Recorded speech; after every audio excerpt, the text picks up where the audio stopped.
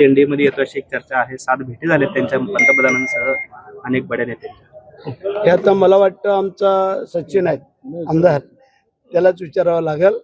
कारण पंतप्रधान साहेब असतील, मुख्यमंत्री साहेब असतील, यांच्या जवळ आमचा सचिनला आहे. पण तुम्हाला सांगू इच्छितो, हरकत नाही आहे. आता त्यांच्या भेटीगाठी कुठल्या कारणास्तव आहेत काय माहिती नाही, परंतु परवा असं आम्हाला कळलं त्या पार्थ पवारांचा काहीतरी साखरपुड्याचा काहीतरी कार्यक्रम आहे आणि त्यासाठी निमंत्रण द्यायला हे लोक गेले होते. परंतु ठीक आहे, जर त्यांची इच्छा काय असेल तर आमचे पंतप्रधानांचं मोठं मन आहे, ते काय करू शकतात. शेठ, खरं तर शिंदे साहेब सुद्धा दिल्लीला जाऊन आलेले आहेत आणि काहीतरी हालचाली दिल्लीमध्ये मोठ्या सुरू असल्याच्या चर्चा आहेत. खरं तर धर्मेंद्र प्रधानांच्या राजीनाम्यानंतर या हालचालींनी वेग घेतलेला आहे. काय नक्की यामागे राजकारण दडलेलं आहे, काय वाटतं?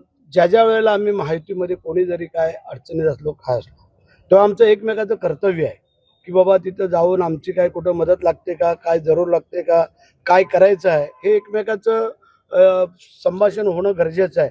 आणि त्याकरता गेले होते. काल आमची मिटिंग झाली, आम्ही पण विचारलं, ते बोलले काय नाही आहे. कारण शेवटी देशावरती जो कुठला प्रसंग येईल तो तुमच्या आमच्या सगळ्यांवरचा आहे. आणि म्हणून करता एक निस्वार्थी पंतप्रधान म्हणून ज्यांच्याकडे पाहिलं जातं ते आदरणीय मोदी साहेब यांच्याकडं जाण्याचा नेहमी त्यांचा योग येत असतो. शहासाहेबांकडे नेहमी जाण्याचा योग असतो, महाराष्ट्राच्या काही हितासाठी आणि काही पक्षासाठी.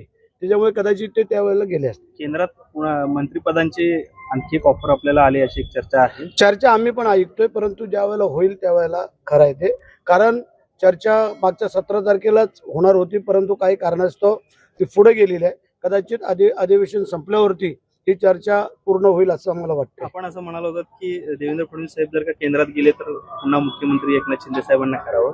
त्यावरून जयकुमार गोरे यांनी पण आपल्याला सल्ला दिलेला आहे की हे वरचे निर्णय वरच्यांकडे सोपवावे. आम्ही तेच सांगितलेलं आहे, वरचे निर्णय वरचेच करत असतात. शेवटी आम्ही कोणी किती काही जरी बोललो तरी पण अमित भाई आणि पंतप्रधान मोदी साहेब हे जो निर्णय घेतील तो आम्हाला शिरसावध आहे. कारण मागच्या वेळेला जो निर्णय घेतला तेव्हा पण आम्हाला वाटलं होतं शिंदे साहेब परत मुख्यमंत्री होतील, परंतु त्यांच्या आदेशाला आम्ही सगळ्यांनी पालन केलं. त्याप्रमाणे जो काय आदेश येईल तो आम्ही पालन करू. तर संजय राऊत अशी टीका करतायत की एकनाथ शिंदेचा आणि शिक्षणाचा काही संबंध आहेत का, राज्यात हजारो डिग्र्या बोगस वाटल्या जातात असं त्यांचं म्हणणं. नाही, ठीक आहे ना, संजय राऊत हे तुमचा खुराक आहे, हे काय तुम्हाला वेगळं सांगण्याची आवश्यकता नाही. तो रात्रभर विचार करत असतात की जेणेकरून उद्या सकाळी आपल्याला काय नवीन सांगायचं, आणि तुम्हाला नवीन काहीतरी पाहिजे असतं. कारण तीच मग पूर्ण क्लिप दिवसभर आपल्याला चालवावी लागते, आपल्याला माहिती आहे. त्यामुळे त्याच्यावरती जास्त न बोलणं. आज या चांगल्या ठिकाणी आपण आलेलो आहे स्वामींच्या इथं, तिथल्याबद्दल सांगा, काय कोणाला शुभेच्छा पाहिजेत, काय पाहिजे ते आम्ही स्वामींकडे मागू. साहेब, एमपीएससीचा जो पेपर आहे तो रोहित पवार असं म्हणतात की तो पेपर फुटलेला आहे. त्याच्यात 2 ठीक आहे ना, त्याची चौकशी चालू आहे.